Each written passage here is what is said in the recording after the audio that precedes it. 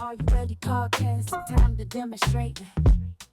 Rachelle Logan, the etiquette queen, teaching us all how to thrive in the scene. Etiquette queen, she's on the scene. Professional development, living the dream. Public speaking, bridging the gap. Success is a journey, ain't no looking back. Knowledge is power, that's the truth. Learning from the best. This is Lady Rachelle of the Are You Ready show. Welcome back. On today's show, we will be discussing a very important topic that I'm sure a lot of you are familiar with: workforce personalities. We will discuss etiquette in the workplace.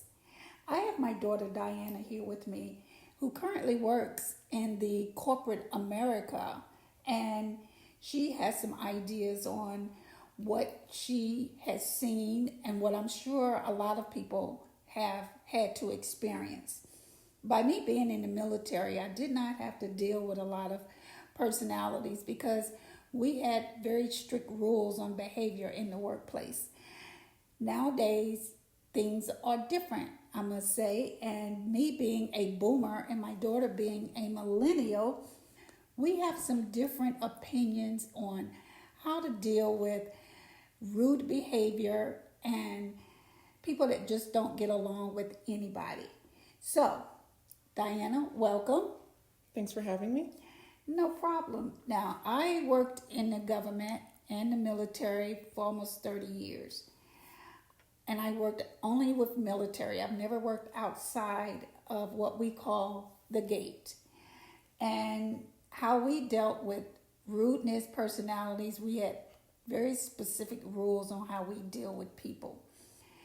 And they were not allowed to do things, they were not allowed to say things without facing consequences.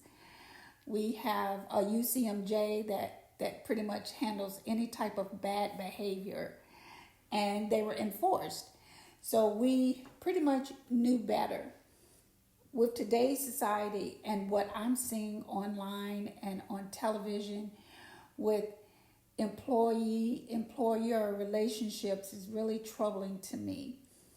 I've seen workers fighting. I've seen customers being put in the middle of employer and employee situations depending on where you're working. And I think that there needs to be basic etiquette in the workplace. And I don't know how people are really enjoying being at work or being productive, because really it's so many issues going on right now that I don't know when any work is getting done. Now, as my daughter will point out, I've never worked in corporate America. So I have her here to speak to me on a millennial side, or someone who she's worked both with the military and she's worked with private companies. So, Diana, first just give me an idea of what your position is on working with different personalities in the workplace.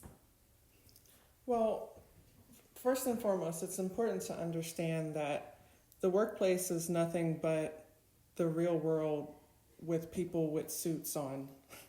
It's not different than the real world, right? So people are going to come with their full personalities, whether that's good or bad, whether it's productive or not. People are going to bring their full selves to work, and we have to learn how to navigate that and still figure out how to work together to produce what you need to for your job. Now, as far as personalities go, you have rude behavior. You have mean people that just don't get along with anybody, which causes a hostile working environment. Now, us baby boomers, there are a lot of us still in the workforce today. We came up with the do as you are told, get your work done, and go home.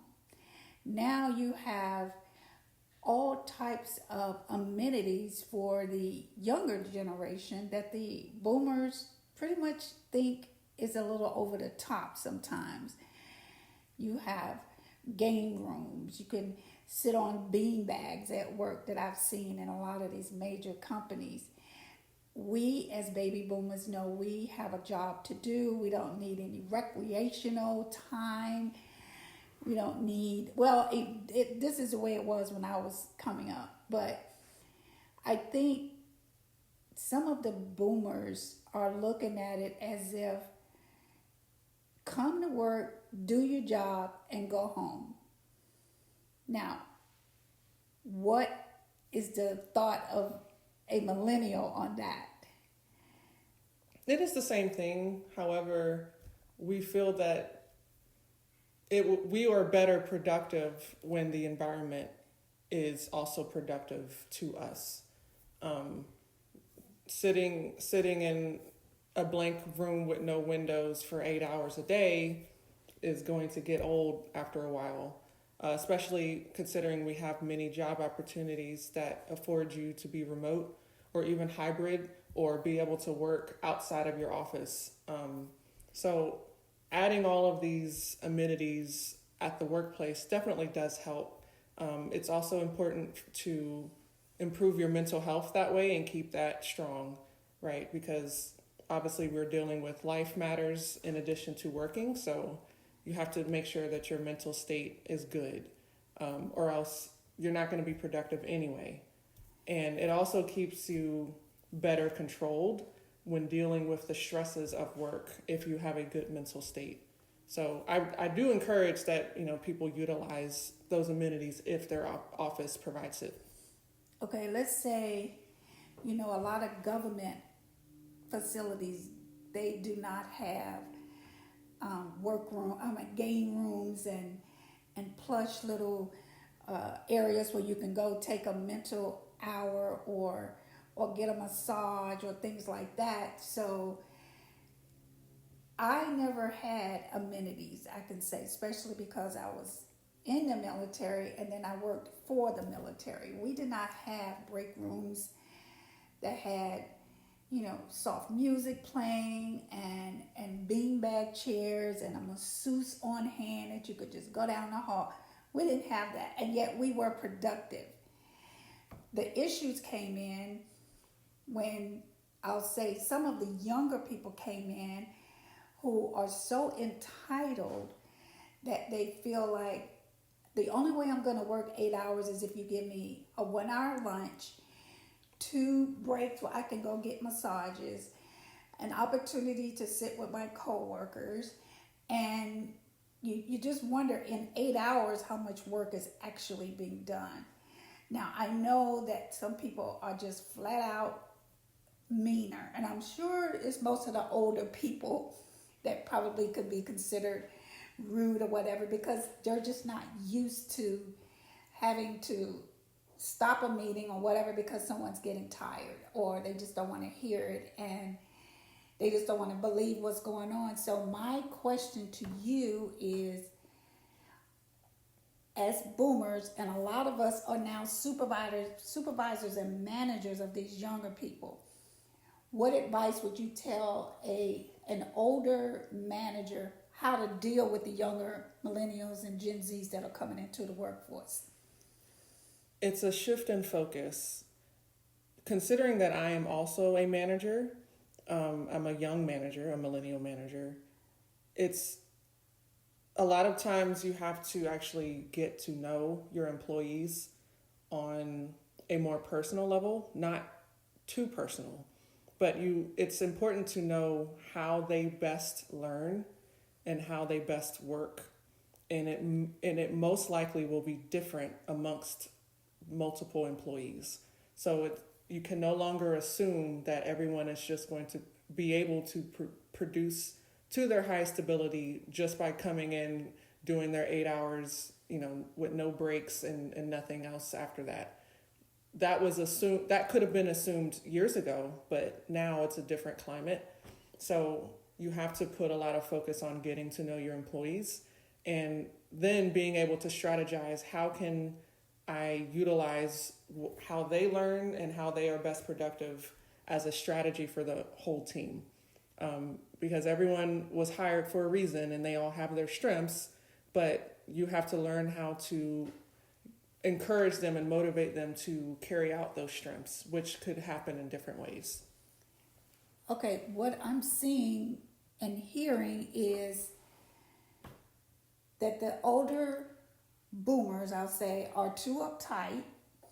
They want you to come in all dressed professionally every day. I never got to experience casual Friday or anything like that, but I'm on the internet, I'm watching the news, and I'm looking at the disagreements in the workplace, and they're getting worse and worse every single day. It's always something. It's the hair, it's the dress, it's the makeup, it's the way a person talks, it's the way a person eats. I mean, we had to put up with a lot back in the 70s and 80s and 90s, I'll say, when we knew that the only way we could feed our families was to work. We didn't come in with a lot of baggage, and if we did, we left it at the door of the building. And there was not a lot of time for complaining. We did what our job told us to do, and we went home.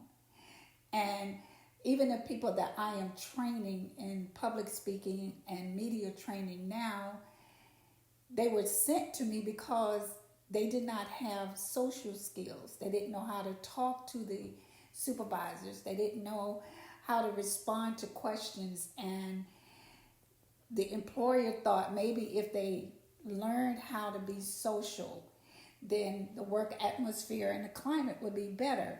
And what I'm noticing with talking to these students and young people that are coming to me for classes is they have no social skills. A lot of them just, their faces are stuck on a cell phone, on a computer with games. And so therefore they don't know how to communicate with other people. And those that play a specific type of game has a lot of aggression. And you've all seen workforce violence in the news, so you know that people carry out the things that they see and in mass quantities. So I'm trying to figure out how we can coexist with my group versus Diana's group. How can we coexist and try to get along with one another just because you want, at the end of the day, is to be productive at work. We got to figure out how to coexist. We have to figure out how to be professional at work. Rude behavior and insubordination are really, really big in the workforce now. And I'm seeing that a lot of older people, and I say older meaning us boomers, don't even know how to deal with the attitudes and the rudeness. Because the first thing that's going to happen is they're going to get me for discrimination. They're going to get me for harassment in the workplace. And what needs to happen is that there needs to be a common ground, and I know that there needs to be ground rules that are very clear up front. If you do this, this is the consequence. If you say these things to another person, this is the consequence.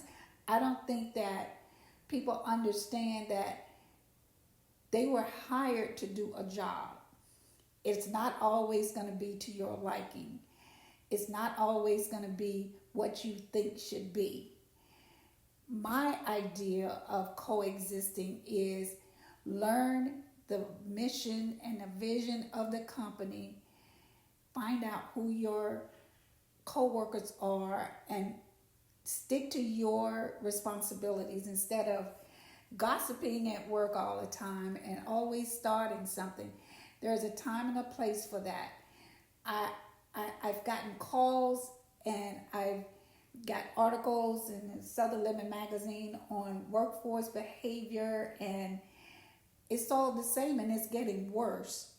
So Diana, when you are in a civilian business, what are some of the first things as a new employee should you do?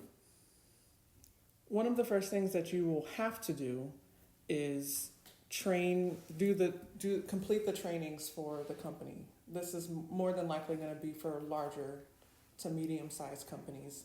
They're already going to have employee trainings that you'll have to read and complete and acknowledge and sign. One of those would be the employee handbook, which includes the code of conduct. And in the code of conduct would outline what acceptable behaviors are for the workplace, and especially non-acceptable. That is where you will find harassment. That is where you will find, vulgar language, vulgar behavior, and things that you cannot do at that particular workplace.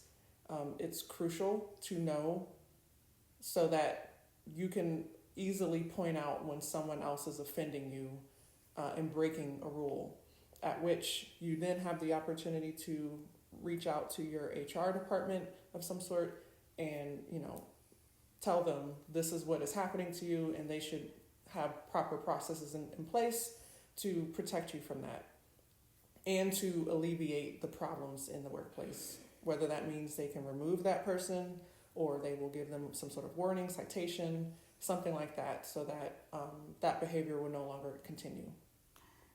Very good advice. And for those that are just starting to work, I would definitely listen to this show again when it is posted on my YouTube channel, Rachelle Logan. And therefore, you can write down some of these ideas.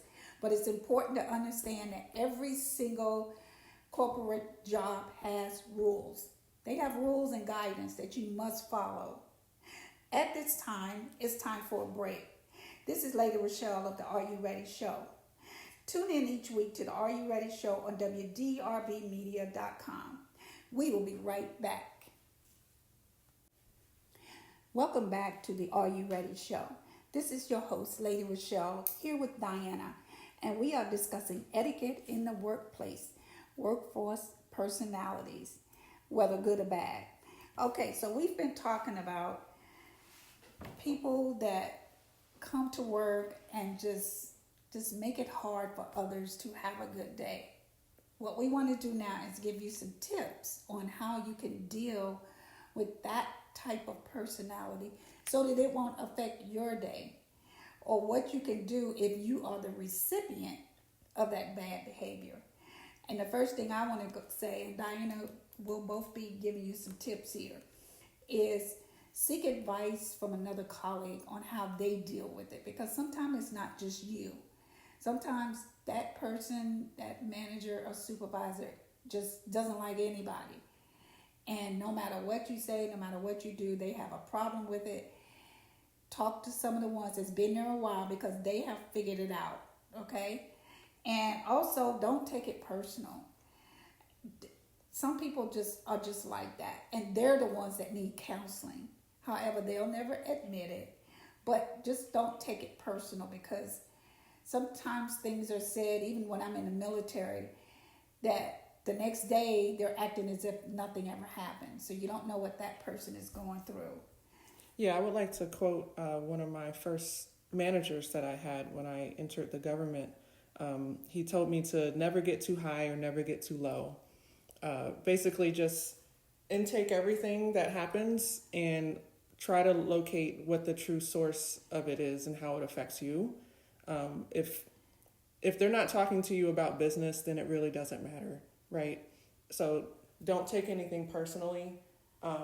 Just keep an even keel attitude with everything that comes at you. And the way you can do that, because of all these amenities in a lot of these places now, is take advantage of them. Go for a walk, find a beautiful colored beanbag and have a sit and get you a book or listen to some music. Get your phone, play some games or something, whatever calms you down, because you know that you have to go back into that situation. But now they have rooms where you can go and meditate. They have masseuse at the workplace now, where you can go get you a 5-minute neck or back massage and stuff. But you can find motivation in other places to get you through the day. And it's important that you don't let things eat you up inside to a point where It affects your health. It affects your health, right? Or it causes you to treat others in a negative way, and they don't have anything to do with what you're going through. So be aware that misery loves company. So if somebody is miserable, they always want to bring you into their misery. Don't allow that to happen. You put a block up, and if it means you're not even talking to people at work, so be it. Use your own time to be okay, because mental health is very important. And if you allow someone to just really that's bothering you that badly, it may be time for you to change jobs too.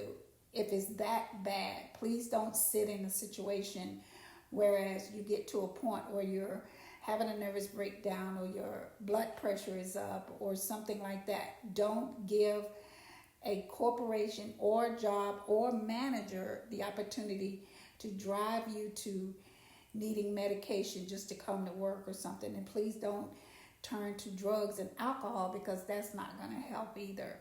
So think about where you are in your life and what you really need in order to provide for your family. If it's not this job, then seriously, while you're there, start looking for another one. Yeah, and it's also important to know that you're not going to be able to change those people. No, you're not. No matter how much you wish they would just be a nicer person to you, they would stop being racist to you, they would stop doing all this, right? More than likely, you're not going to be able to change them. They're making the decision to be that way every single day. So the only thing that can change is you and how you accept it, how you not let it affect you. And that's the most important thing. It's very unfortunate. Like, no one deserves to go through the things that people have to go through in work, but you have to understand that there are things you can and cannot change, and you most likely will not be able to change them, but you can change yourself. And it's important to, if this is, back then we worked for 30 years and they had mills and factory workers. The conditions were horrible. But people went to work and they worked there 20 and 30 and 40 years and they retired. You never heard anybody going in and shooting up a factory back in the day, but we did what we had to do in order to provide for our families. There was no, nice little room for us to go to. There was no, go out and take a walk or so. There was none of that. We went to work, we went home. But just when you walk in, sort of expect the worst. And then if you don't have a bad day, then appreciate that day. You know who people are, you know how they are, you know the things that they're going to say. So don't get wrapped up into it and be shocked if that person starts going off on y'all. They're the ones with the problem, it's not you. Just remember that. It's not you. And they have no idea sometimes why they are like they are. They have no idea. So just take it upon yourself. Take care of you first. You are what's most important. You're doing the job that they need you to do. So do your job. Keep your mental health intact. And don't let personal frustrations of someone else be the reason that you leave your job. And if that's the case, find you a better job. And unfortunately, this is the end of the show. Join me each week on the WDRBmedia.com to listen to the Are You Ready show, the voice of the community. I will see you the next time. Take care. Thank you for watching my channel. Be sure to check out my website, RachelleLoganMedia.com. You can find the link in the description. I also have an online school teaching public speaking, etiquette, and much more. I also wrote multiple books for adults and children that will teach you to become the best version of yourself. Thank you and see you next time.